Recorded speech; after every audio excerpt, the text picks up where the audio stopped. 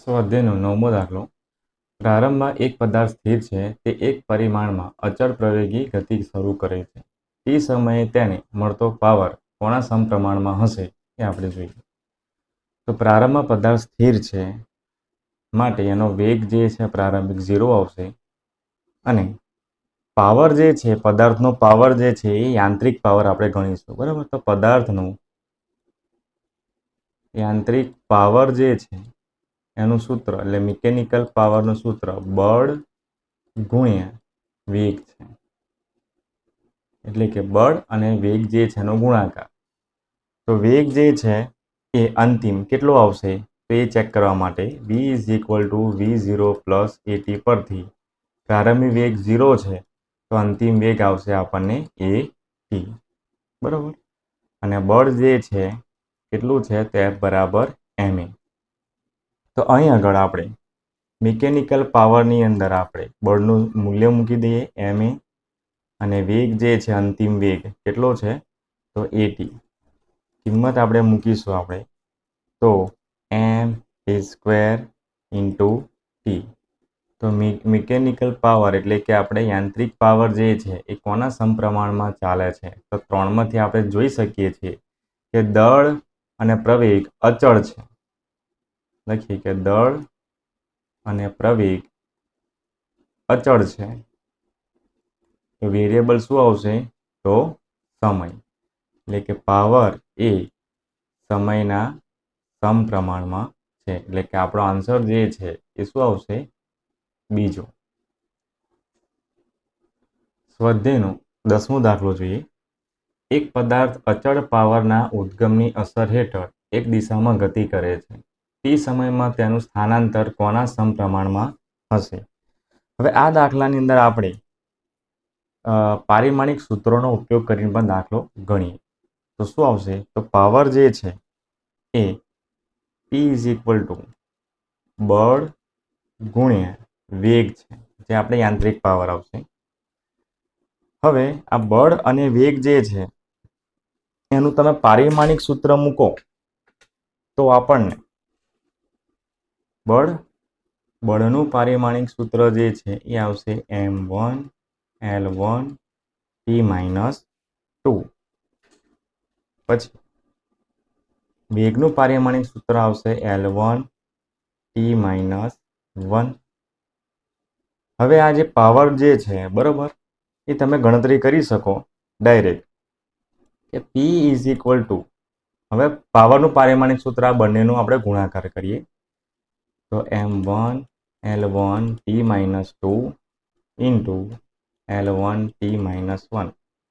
Calculation કરીએ તો પાવરનું પારિમાણિક સૂત્ર મળે છે m1 L2 T - 3.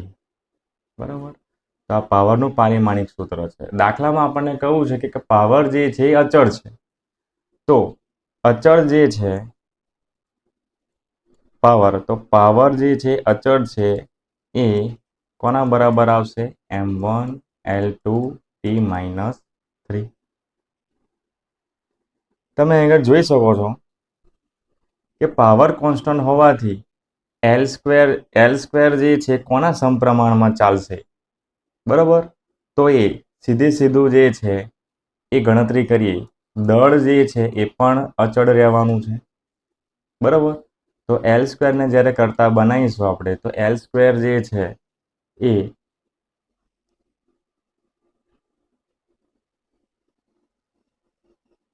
તમે L² / T³ આવી રીતના પણ લખી શકો છો. m1 અચળ છે બરાબર, સાઈડ પર લખીએ આપણે. તો L² ને જ્યારે તમે કરતા બનાવશો તો L² is proportional to એવું લખી શકીએ કે T⁵. બરાબર, તો L જે છે એને જો આપણે વર્ગમૂળ બંને બાજુ લઈ લઈશું આપણે તો L is proportional to T⁵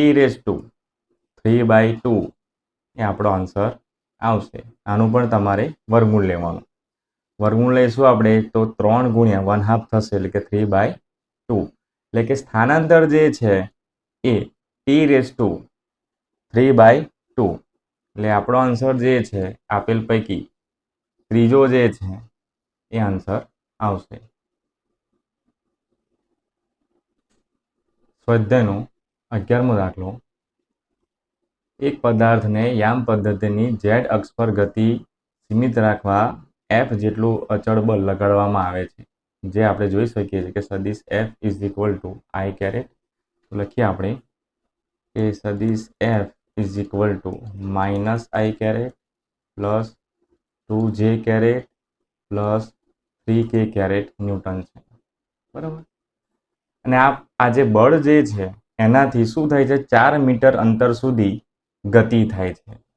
પણ આપણે જાણીએ છીએ કે કઈ અક્ષ પર ગતિ થશે, તો ઝેડ અક્ષ પર ગતિ થશે. એટલે કે સ્થાનાંતર જે છે એના માટે આપણે ગણતરી કરીશું ડી ઇઝ ઇક્વલ ટુ કે સદિશ D is equal to 4k caret. એટલે કે ઝેડ અક્ષ પર 4 મીટર જેટલું સ્થાનાંતર થશે. તો બળ આપણી જોડે છે, સ્થાનાંતર આપણી જોડે છે, તો કાર્ય જે છે કેટલું થશે ગણતરી કરીએ તો W is equal to F dot D. સદિશ એફની કિંમતો મૂકી દઈએ, એટલે કે સદિશ એફનું minus i caret plus 2j caret plus 3k caret into D જે છે એ કેટલા છે તો 4k કેરેટ. આપણે જાણીએ છીએ કે આઈ ડોટ આઈ, જે ડોટ જે, કે ડોટ કેનો જ ગુણાકાર થશે. એટલે આપણે ગુણાકાર માત્ર ને માત્ર કે કેરેટનો કરીશું તો આપણો આન્સર આવશે 12 જૂલ. કાર્ય જે છે એ આપણને 12 જૂલ મળશે. સ્વાધ્યાયનો 12મો દાખલો. કોસ્મિક કિરણોના એક પ્રયોગમાં એક ઇલેક્ટ્રોન અને એક પ્રોટોનની હાજરી જોવા મળે છે, જેમાં ઇલેક્ટ્રોનની ગતિ ઉર્જા 10 કિલો ઇલેક્ટ્રોન વોલ્ટ અને પ્રોટોનની 100 કિલો ઇલેક્ટ્રોન વોલ્ટ છે. કોણ ઝડપી હશે એ શોધવાનું છે, કે ઇલેક્ટ્રોન કે પ્રોટોન. બંનેની ઝડપનો ગુણોત્તર પણ મેળવો. તો ઇલેક્ટ્રોનનું દળ આપેલું છે આપણને, લખીએ કે માસ of electron is equal two 9.11 10⁻31 kilogram અને માસ ઓફ પ્રોટોન આપેલું છે આપણને 1.67 10⁻27 કિલોગ્રામ. અને એક ઇલેક્ટ્રોન વોલ્ટ જે છે એની કિંમત જૂલની અંદર આપેલી છે 1.6 10⁻19 જૂલ. હવે આપણે ગતિ ઉર્જા જે છે એ આપેલી છે ઇલેક્ટ્રોનની. તો કાઇનેટિક એનર્જી ઓફ ઇલેક્ટ્રોન કેટલી છે તો 10 કિલો ઇલેક્ટ્રોન વોલ્ટ અને કેપી એટલે કે પ્રોટોનની ગતિ ઉર્જા 100 કિલો ઇલેક્ટ્રોન વોલ્ટ આપણને આપેલી છે. હવે શું કરીશું, આપણે આ બંને ગતિ ઉર્જા જે છે એનો આપણે ગુણોત્તર લઈએ. તો લખીએ આપણે કે E ડિવાઈડ બાય કેપી. તો આપણે કે E ની કિંમત જાણીએ છીએ અને એનું સૂત્ર પણ જાણીએ છીએ કે 1/2 me VE સ્ક્વેર ઇલેક્ટ્રોનની ગતિ ઉર્જા ડિવાઈડ બાય કેપી એટલે કે પ્રોટોનની ગતિ ઉર્જા. તો 1/2 MP VP સ્ક્વેર. આપણે દળ પ્રોટોનનું લઈશું અને વેગ પણ પ્રોટોનનો લઈશું. બરાબર. તો કે E ની કિંમત જે છે એ 10 kilo electron volt divide by 100 kilo electron volt is equal to, ચલો 1/2 કેન્સલ થઈ જશે. ME ની કિંમત કેટલી છે તો 9.11 10⁻31 into VE square divide by પ્રોટોનનું દળ 1.67 10⁻27 ઇન્ટુ VP સ્ક્વેર. તો ડાબી સાઈડ કિલો ઇલેક્ટ્રોન વોલ્ટ જે છે એની વેલ્યુ જે છે એ ડાઉન થઈ જશે, એટલે કે કેન્સલ થઈ જશે. આપણે ગણતરી કરીએ માત્ર આની. તો અહીં VE સ્ક્વેર ને VP સ્ક્વેરને કરતા બનાવીએ તો 1.67 10⁻27 એ 1 સાથે મલ્ટીપ્લાય થઈ જશે. એટલે 1 ઇન્ટુ 1.67 10⁻27 1 સાથે મલ્ટીપ્લાય થઈ ગયા અને 9.11 10⁻31 એ 10ની જોડે મલ્ટીપ્લાય થઈ જશે. તો 10 ગુણ્યા 9.11 10 ની માઇનસ 31 ઘાત કોના બરાબર આવશે તો VE square by VP square. આનું આપણે સોલ્યુશન કરીએ તો આપણો જે આન્સર જે છે એ 183.315 બરાબર VE square by VP square આપણને મળશે.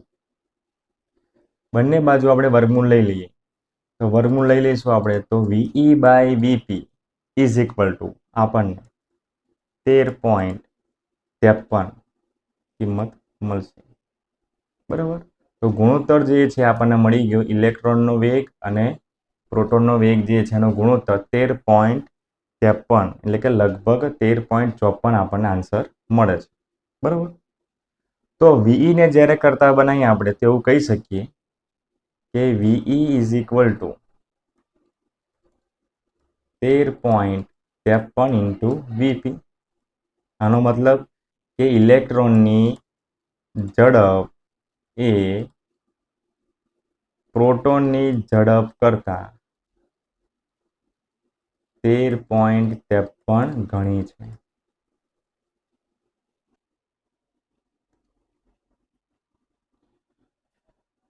સ્વાધ્યાયનો 13મો દાખલો જોઈએ કે 2 મિલીમીટર ત્રિજ્યાનું વરસાદનું એક ટીપું 500 મીટર ઊંચાઈથી જમીન પર પડે છે. ઘટતા પ્રવેગથી તે મૂળ ઊંચાઈથી અડધી ઊંચાઈ પ્રાપ્ત ન કરે ત્યાં સુધી પડે છે, જ્યાં અંતિમ ટર્મિનલ ઝડપ પ્રાપ્ત કરે છે અને ત્યારબાદ તે એકધારી સમાન ઝડપથી ગતિ કરે છે. તો પ્રથમ અને બીજા અડધા ભાગ દરમિયાન ગુરુત્વાકર્ષણ બળ વડે ટીપા પર થયેલ કાર્ય કેટલું હશે એ શોધવાનું. અને અંતિમ ઝડપ જે છે કેટલી છે તો 10 મીટર પર સેકન્ડ. હવે છેલ્લું એ પણ શોધવાનું છે આપણે કે અવરોધક બળ વડે ટીપા પર કેટલું કાર્ય થયું હશે. હવે કુલ જે કાર્ય જે છે ટોટલ બરાબર 500 મીટરની ઊંચાઈ પરથી આ વરસાદનું એક ટીપું જે છે એ 500 મીટરનું અંતર કવર કર્યા બાદ જમીન પર પડશે એ દરમિયાન વેગ કેટલો છે તો 10 મીટર પર સેકન્ડ.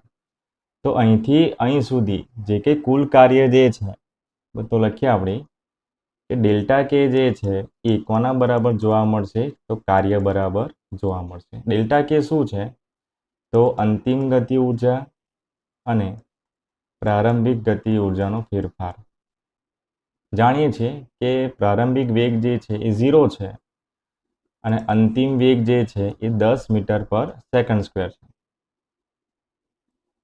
અંતિમ વેગ જે છે એ 10 મીટર પર સેકન્ડ છે. તો કિંમતો મૂકીએ પણ આ કિંમતોની અંદર એમ શું છે તો વરસાદના જે ટીપું જે છે એનું દળ છે. તો કેવી રીતના શોધાય? ધારો કે વરસાદનું ટીપું જે છે એની ત્રિજ્યા આપણને આપી દીધી છે R. કેટલા છે તો 2 મિલીમીટર. 2 મિલીમીટર એટલે 10 - 3 મીટર. આના પરથી આપણે શું કરીએ? આની આપણે દળ શોધીએ. તો દળ કઈ રીતના શોધીશું? તો વરસાદના ટીપાનું જે ઘનતા જે છે ઘનતા બરાબર શું આવશે? દળ ભાગ્યા કદ. કદ કેટલું આવશે તો 4/3 પાઈ R ક્યુબ.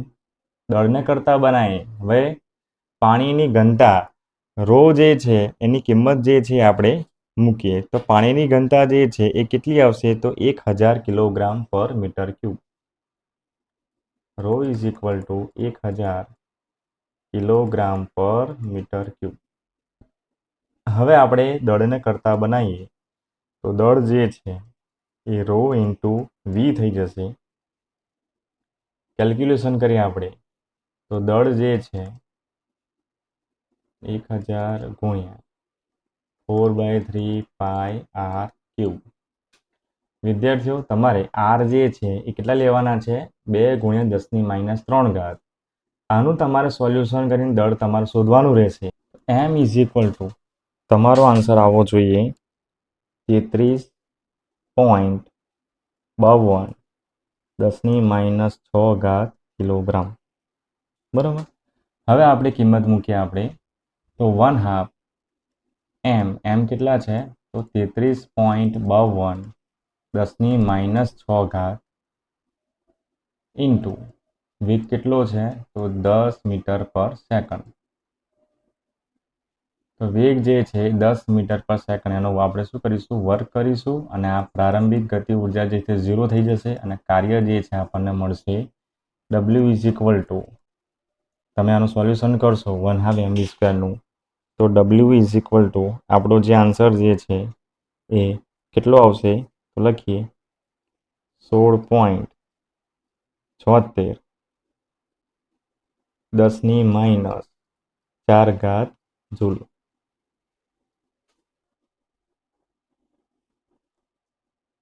હવે કુલ જે કાર્ય થયેલું છે એ કોના બરાબર આવશે તો આપણે જોઈ શકીએ છીએ કે ગુરુત્વાકર્ષણ બળ દ્વારા થયેલ કાર્ય પ્લસ અવરોધક બળ દ્વારા થયેલ કાર્ય. આપણે અવરોધક બળ દ્વારા થયેલ કાર્યને કરતા બનાવીશું. એની પહેલાં આપણે શું શોધીશું ગુરુત્વાકર્ષણ બળ દ્વારા થયેલું કાર્ય અડધા અંતર માટે એટલે કે h/2 અંતર માટે ટોટલ અંતર કેટલું હતું તો કેપિટલ H જે હતા એ 500 મીટર હતા બરાબર. તો અડધું અંતર એટલે થઈ જશે 250 મીટર. તો અડધા અંતરે થયેલ કાર્ય જે છે ગુરુત્વાકર્ષણ બળ દ્વારા તો mg ઇન્ટુ h/2 કરી દઈએ અને એનું જે સોલ્યુશન કરીએ આપણે તો W1 જે છે કેટલા જોવા મળશે આપણને 82.13 10⁻³ જૂલ. હવે આપણે બાકીનું અડધું અંતર જે છે એ આટલું જ અંતર આવશે બાકીનું 250 મીટર. તો એના માટે પણ અંતર કેટલું આવશે 250 મીટર અને કાર્ય જે છે આટલું જ આવશે 82.13 10⁻³. હવે આપણે શું કરીએ કુલ જે છે ગુરુત્વાકર્ષણ બળ દ્વારા થયેલ કાર્ય જે છે એ W1 અને W2 નો શું કરીએ સરવાળો કરીએ. તો આપણે જોઈ શકીએ છીએ ગણતરીની અંદર કે W1 અને W2 નો જે સરવાળો જે છે કેટલો આવશે સરવાળો 1642.6 10⁻⁴ જૂલ. હવે આપણે અવરોધક બળ જે છે એને કરતા બનાવીશું ઉપરના ઇક્વેશનની મદદથી. તમે જોઈ શકો છો અવરોધક બળને કરતા બનાવીશું તો W જે છે બરાબરની આ બાજુ સાઈડ જશે એટલે માઇનસ થઈ જશે. તો હવે W જે છે એ ગતિ ઉર્જાના ફેરફારને લીધે થયેલ કાર્ય જે છે કેટલું હતું તો 16.76 10⁻⁴ માઇનસ અવરોધક બળ વડે થયેલું કાર્ય બાદબાકી કરીશું આન્સર મળશે આપણને -0.1625 જૂલ. અહીં માઇનસ ચિહ્ન શું બતાવે છે કે અવરોધક બળ દ્વારા થયેલ કાર્ય જે છે બરાબર અવરોધક બળ લાગશે ઉપરની તરફ અને સ્થાનાંતર લાગશે નીચેની તરફ. આ બંને વચ્ચેનો ખૂણો કેટલો થઈ જશે 180. એ cos 180 ની કિંમત આવશે -1 બરાબર. તો ઓલરેડી આપણને અહીં માઇનસ જે છે એ કાર્ય જે છે આપણને જોવા મળે છે. સ્વાધ્યાયનો 14મો દાખલો જોઈએ કે વાયુપાત્રમાં એક અણુ સમક્ષિતિજ દિવાલને 200 મીટર પર સેકન્ડની ઝડપથી લંબ સાથે 30 ડિગ્રીના ખૂણે અથડાય છે અને તે ઝડપથી પાછો ફેંકાય છે. આ અથડામણમાં વેગમાનનું સંરક્ષણ થાય છે કે નહીં એ જોવાનું છે અને બીજું અથડામણ સ્થિતિસ્થાપક છે કે નહીં એ તપાસ કરી. તમે જોઈ શકો છો કે કોઈ એક m દળનો દડો જે છે એ દિવાલને 30 ડિગ્રીના લંબ સાથે અથડાય છે અને પરાવર્તિત થઈને એટલા જ વેગથી પાછો ફેંકાશે. તો અથડામણ પહેલા અને અથડામણ પછી વેગ એક સમાન હોવાથી તમે જોઈ શકો છો કે વેગ જે છે એક સમાન હોવાથી શું થશે રેખીય વેગમાનનું સંરક્ષણ થશે. એટલે P1 જે છે અંતિમ વેગમાન અને પ્રારંભિક વેગમાન કેવા જોવા મળશે આપણને સરખા જોવા મળશે. અને અથડામણ સ્થિતિસ્થાપક હોય એના માટેની શરત કઈ છે તો અથડામણ પહેલાની ગતિ ઉર્જા અને અથડામણ બાદની ગતિ ઉર્જા K1 = K2 બંને કેવા આવવા જોઈએ સરખા. તો જ કહેવાય કે સંઘાત કે અથડામણ સ્થિતિસ્થાપક છે. તો હવે આપણે અથડામણ પહેલા અને પછી બંને 1 by 1 આપણે ગતિ ઉર્જા શોધી. તો અથડામણ પહેલા ગતિ ઉર્જા જે છે એ આપણે જોઈએ દડો અને દિવાલ બંને માટે.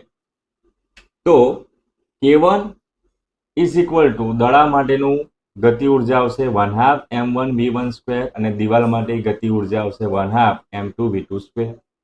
હવે સાઈડ પર લખેલું છે કે આપણે જોઈ શકીએ છીએ કે m1 શું છે તો દડાનું દળ અને v1 શું છે દડાનો વેગ જે આપેલો છે 200 મીટર પર સેકન્ડ. અહીં દિવાલનું દળ m2 છે દાખલામાં આપ્યું નથી આપણને પણ વેગ જે છે એ આપણે જાણીએ છીએ કે દિવાલ સ્થિર રહેતો હોવાથી કે વેગ જે છે એ શું આવશે? 0 આવશે. દિવાલનો વેગ કિંમતો મૂકીએ આપણે તો m1 જે છે આપણે સ્મોલ m લઈ લઈએ, v1 જે છે 200 નો વર્ગ કરી દઈશું, વત્તા અંતિમ જે વેગ એટલે કે પ્રારંભિક વેગમાન જે છે દિવાલનું એ શું થઈ ગયું? 0 થઈ ગયું. તો આપણો આન્સર આવશે 1/2 m 200 નો વર્ગ. કેલ્ક્યુલેશન કરીએ આપણે તો પ્રથમ જે છે અથડામણ પહેલાની ગતિ ઉર્જા આખા તંત્રની કેટલી જોવા મળશે? 2m × 10⁴ joule. હવે અથડામણ બાદ દિવાલ પર જ્યારે દડો અથડાઈને એ ઉપરની તરફ જ્યારે ગતિ કરશે પરાવર્તિત થઈને એ વખતે આપણે દડો અને દિવાલ બંનેની ગતિ ઉર્જા આપણે ચેક કરીએ તો K2 આવશે 1/2 m v2² + 1/2 m2 v2². આ શું છે? દિવાલનું વેગમાં દિવાલની ગતિ ઉર્જા છે અને દિવાલની ગતિ ઉર્જા એ હંમેશા 0 જ આવશે કારણ કે વેગ જે છે v2 એ આપણને 0 જોવા મળશે. બરાબર, તો એ આપણે ગણતરીમાં લઈશું નહીં. હવે દડાનું જે અંતિમ ગતિ ઉર્જા જે છે એ આપણે જોઈએ તો 1/2 m વેગ કેટલો છે? તો v2 જે છે એ 200 મીટર/સેકન્ડ છે. તો એ મૂકી દઈએ આપણે તો K2 આપણને કેટલા જોવા મળશે? 2m × 10⁴. જે આપણે જોઈ શકીએ છીએ તો K1 અને K2 ની કિંમત સરખી આવી, એટલે કે અથડામણ પહેલા અને અથડામણ પછી બંને ગતિ ઉર્જા કેવી આવી? સરખી આવી. એટલે કે આપણે કહી શકીએ કે અથડામણ જે છે એ શું છે? સ્થિતિસ્થાપક છે. જો આ K1 ને K2 સરખા ના આવે તો આપણે કહીશું કે અથડામણ જે છે એ અસ્થિતિસ્થાપક છે. હાલ અત્યારે આ દાખલાની અંદર K1 ને K2 સરખાયા છે તો અથડામણ આવશે સ્થિતિસ્થાપક. સ્વાધ્યાયનો 15મો દાખલો. એક બિલ્ડિંગના ગ્રાઉન્ડ ફ્લોર પર રહેલ પંપ એટલે કે મોટર 30 મીટર ક્યુબ કદની ટાંકીને 15 મિનિટમાં ભરી શકે છે. જો ટાંકી ગ્રાઉન્ડથી 40 મીટરની ઊંચાઈ હોય અને પંપની કાર્યક્ષમતા 30% હોય તો પંપ દ્વારા કેટલા વિદ્યુત પાવરનો ઉપયોગ થયો હશે? તો પહેલું આપણે જે કે આપેલા ડેટા જે છે આપણી જોડે કે 30 મીટર ક્યુબ જે છે એ કદ છે ટાંકીનું, તો લખીએ આપણે ટાંકીનું કદ જે છે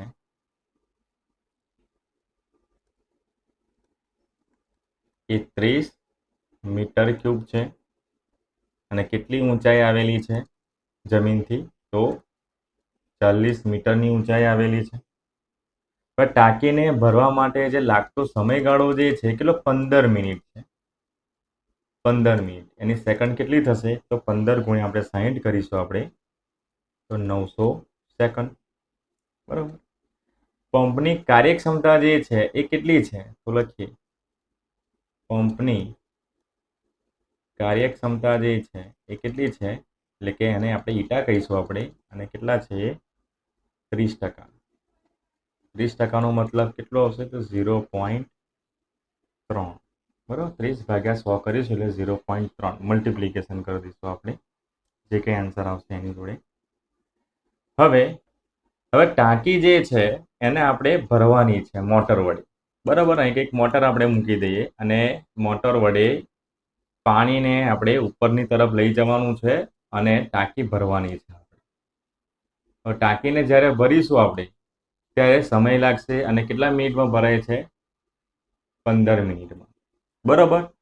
તો ટાંકી જે છે સંપૂર્ણ ભરાઈ જશે એની અંદર m જેટલું દળ જે છે ટાંકીની અંદર, ધારો કે m જેટલું દળ જે છે એ ભેગું થઈ ગયું, પાણીનું પ્રવાહી છે એટલે પાણી. બરાબર. આનું દળ જે છે m જેટલું આપણને મળી જશે. તો m જે છે અને 40 મીટરની ઊંચાઈ છે તો સંગ્રહિત ઉર્જા કેટલી જોવા મળશે આપણને? તો આપણે શું કરીશું? U એટલે કે સ્થિતિ ઉર્જા જે છે એ આપણે શોધી શકીએ. અને કઈ રીતના શોધીશું આપણે? કાર્ય કરીને. તો કાર્ય જે છે શું આવશે? mgh. તો m શું છે? તો પ્રવાહીનું દળ. બરાબર. તો m કેવી રીતના શોધીશું આપણે? તો ઘનતા પરથી. તો ઘનતા જે છે એનું સૂત્ર શું આવશે? m/v પરથી. એમને કરતા બનાવીએ તો ρ × v થઈ જશે. ચલો પાણીની ઘનતા કેટલી છે રો, તો 1000, એટલે આપણે 10⁻³ મૂકી દઈએ. વી કેટલા છે, કેટલા કદ છે, તો 30 મીટર ક્યુબ, તો 30 મૂકી દઈએ.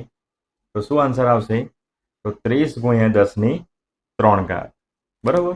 તો લખી શકીએ કે એમ જે છે 3 × 10⁻⁴ બરાબર, આ રીતના લખાય કિલોગ્રામ.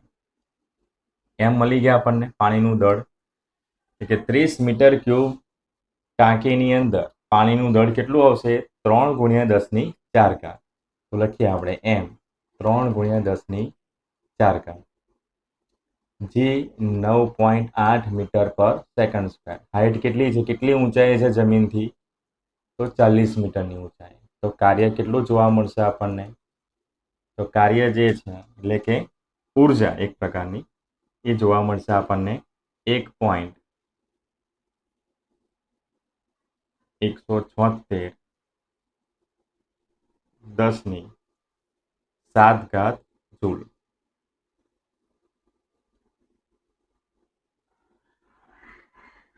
બરાબર. હવે આપણે શું કરીશું, આ જે કેલ્ક્યુલેશન કર્યું આપણે, બરાબર, હવે કેટલા સમયની અંદર આ પાણી ભરાય છે, તો સમય વડે જો ભાગી નાખીશું બંને બાજુ, અને સમય આપણે 900 સેકન્ડ છે, તો આપણને પાવર મળી જશે. અને એ પાવર કયો છે, તો એ આઉટપુટ પાવર છે. બરાબર. તો PO = આપણો આન્સર આવશે 900 વડે ભાગી નાખીએ તો આપણો આન્સર કેટલો આવશે, તો 1.3 10⁴ વોટ અથવા જૂલ પર સેકન્ડ. તો આપણને આઉટપુટ પાવર મળી ગયો, બરોબર, કોનો, તો પંપનો. એનાથી આપણને 900 સેકન્ડમાં એટલે કે 15 મિનિટમાં પાણી ભરાઈ જશે, એટલે કે ટાંકીની અંદર પાણી ભરાઈ જશે. હવે આપણે શું છે શોધવાનું, કે પંપ દ્વારા કેટલું વિદ્યુત પાવરનો યુઝ થયો હશે. આ આઉટપુટ પાવર છે, પણ એફિશિયન્સી કેટલી છે, તો 63% છે. તો કાર્યક્ષમતાનું સૂત્ર શું છે એફિશિયન્સીનું, તો ઈટા જે છે કાર્યક્ષમતા એ આઉટપુટ પાવર અને ઇનપુટ પાવર જે છે એનો ગુણોત્તર છે. તો ઇનપુટ પાવર જે છે એ કેટલો આવશે, તો એ આપણે ચેક કરીએ. તો પીઆઈ જે છે એને આપણે કરતા બનાવીએ, આઉટપુટ પાવર ભાગ્યા એની એફિશિયન્સી. તો આઉટપુટ પાવર હતો 1.3 10⁴, અને એફિશિયન્સી જે છે 30%, એટલે કે 0.3 મૂકી દઈએ, એટલે આપણો આન્સર જે છે ઇનપુટ પાવર જે છે એ કેટલો જોવા મળશે આપણને, તો 4.33 10⁴ વોટ અથવા જૂલ પર સેકન્ડ. તમે જોઈ શકો છો કે ઇનપુટ પાવર જે છે આપણે પ્લગ જે છે એની અંદરથી જ્યારે મોટરને ઓન કરીશું, આ મોટર છે, મોટરને ઓન કરીશું આપણે, તો ઇનપુટ પાવર જે છે કેટલો આપીશું આપણે, તો 4.33 10⁴ વોટ, એટલે કે જૂલ પર સેકન્ડ. પણ આઉટપુટ પાવર જે છે એ કેટલો જોવા મળે છે આપણને, 1.3 10⁴. બરોબર. એટલે આઉટપુટ પાવર જે છે એ આપણને ઓછો જોવા મળે છે. એનું કારણ એફિશિયન્સી 30% છે એટલા માટે. સ્વાધ્યાયનો 16મો દાખલો, બે એક જ સરખા બોલ બેરિંગ એકબીજાના સંપર્કમાં રહે તે રીતે ઘર્ષણ રહિત ટેબલ પર સ્થિર રહેલા છે. સ્થિર છે એટલે કે બીજાની ત્રીજાની વાત કરેલી છે, એનો વેગ આપણે 0 લઈ લીધો. જેમને તેટલા જ દળનું v જેટલી ઝડપથી ગતિ કરતું બોલ બેરિંગ એ અથડાય છે સન્મુખ, સીધો જ એને અથડાય છે. એટલે કે પહેલું જે છે બોલ બેરિંગ એની વેગ જે છે એની ઝડપ v છે. અથડામણ સ્થિતિસ્થાપક હોય તો અથડામણ બાદ નીચે આપેલ આકૃતિઓમાં કયું પરિણામ શક્ય છે. હવે અથડામણ સ્થિતિસ્થાપક છે એટલે ગતિ ઉર્જા પ્રારંભિક અને અંતિમ સરખી હોવી જોઈએ, તો આપણે તપાસ કરીએ. તો પ્રારંભિક જે છે એટલે કે અથડામણ પહેલા ગતિ ઉર્જા, તો લખીએ આગળ K1 જે છે 3 ની આપણે ચેક કરીએ. પહેલા અથડામણ પહેલા એટલે આ ભાગને આપણે વિચારીએ, આ અથડામણ પહેલાની સ્થિતિ છે. તો પહેલું જે બોલ બેરિંગ જે છે એની સ્પીડ છે, પણ બીજા ત્રીજાની સ્પીડ નથી. તો 1/2 m v1 સ્ક્વેર વત્તા 1/2 m v2 square plus 1/2 m v3 square. જાણીએ છીએ કે v2 અને v3 ની સ્પીડ 0 છે, તો આ ગતિ ઉર્જા 0 થઈ જશે અને v1 જે છે એની સ્પીડ કેટલી છે તો v છે. તો આપણને પ્રારંભિક એટલે કે અથડામણ પહેલાની ગતિ ઉર્જા આખા તંત્રની કેટલી જોવા મળશે 1/2 m v સ્ક્વેર. જેને આપણે માર્ક કરીશું, નોંધ કરી રાખીશું. હવે 3 કિસ્સાઓ જે છે અથડામણ બાદ આપણે જોઈએ.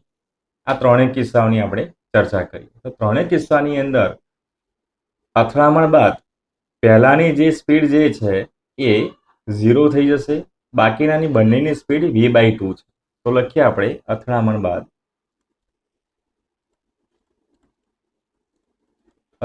બાદ ગતિ ઉર્જા તંત્રની.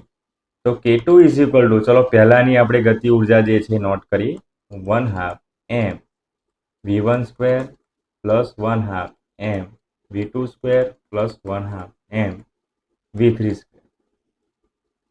આકૃતિ પરથી જોઈ શકીએ છીએ કે બીજા અને ત્રીજાનો જે વેગ જે છે v2 અને v3 જે છે એનો વેગ જે છે એ કેટલો છે, સરખો છે, એટલે કે v/2 છે.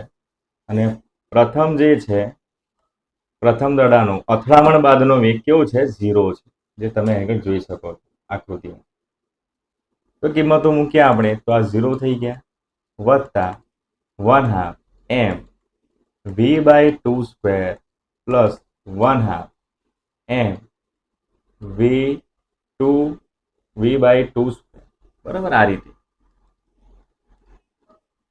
હવે આપણે આનું સોલ્યુશન કરીએ તો 1/2 m આનો આપણે વર્ક કરીશું તો v સ્ક્વેર બાય કેટલા થઈ જશે 4 થઈ જશે,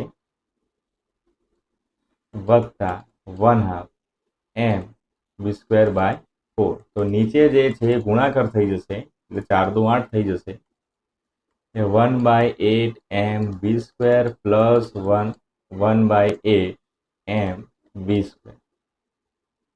સરવાળો કરીએ આપણે તો આપણો આન્સર આવશે 1/8 પ્લસ 1/8 કૌંસની બહાર નીકળશે mv સ્ક્વેર, તો 1/4 mv સ્ક્વેર. હવે આપણે બીજી સ્થિતિ જોઈએ. એના માટે અથડામણ બાદની ગતિ ઉર્જા આપણે શોધીએ ત્રણે ત્રણની. તો શું આવશે 1/2 m v1 square 1/2 m v2 square 1/2 m v3 square. તમે જોઈ શકો છો કે v1 અને v2 બંને 0 છે. તો લખીએ v1 અને v2 0 છે અથડામણ બાદ, અને v3 જે એટલે કે v3 ની સ્પીડ છે v જેટલી. તો k3 જે છે એ આવશે 0 વત્તા 0 વત્તા ખાલી v3 છે અને સ્પીડ કેટલી છે તો v, તો 1/2 m v સ્ક્વેર. એટલે આપણો આન્સર આવશે k3 is equal two 1/2 m v square. બરાબર, 1/2 m v સ્ક્વેર, જેનું મૂલ્ય આપણને k1 જેટલું જોવા મળે છે. તો 1/2 m v સ્ક્વેર. બરાબર, કમ્પેરિઝન કરીએ આપણે. હવે આવે છે ત્રીજી સ્થિતિ, નામ આપી દે k4. તમે જોઈ શકો છો ત્રણે ત્રણ જે છે દડાની સ્પીડ કેટલી છે અથડામણ બાદ v/3 છે. તો લખીએ આ લાસ્ટ જે છે એટલે કે થર્ડ કેસ જે છે એ આપણે જોઈએ. એના માટે k4 is equal two 1/2 m v1 square plus 1/2 m v2 square plus 1/2 m v3 square. ચલો અથડામણ બાદ વેગ કેવો છે, બધાનો સરખો છે v/3. તો લખીએ કે v1 બરાબર v2 બરાબર v3 v/3. કેલ્ક્યુલેશન કરીએ હવે આપણે 1/2 m, ચલો v/3 નો આપણે વર્ક મૂકી દઈએ ડાયરેક્ટ. તો v સ્ક્વેર બાય નીચે 3 જે છે એનો વર્ક કરીશું તો 9 વત્તા 1/2 m ડાયરેક્ટ કિંમત મૂકીએ v2 સ્ક્વેર કરી દઈએ ડાયરેક્ટ. તો શું આન્સર આવશે m v square by 9 plus 1/2 m v square by 9. બરાબર, હવે આપણે આનું સોલ્યુશન કરીએ. દરેકના છેદમાં કેટલા થશે 18 થશે. દરેકના છેદમાં 18 થશે અને કેટલી વખત છે તો 3 વખત છે તો 3 ગુણ્યા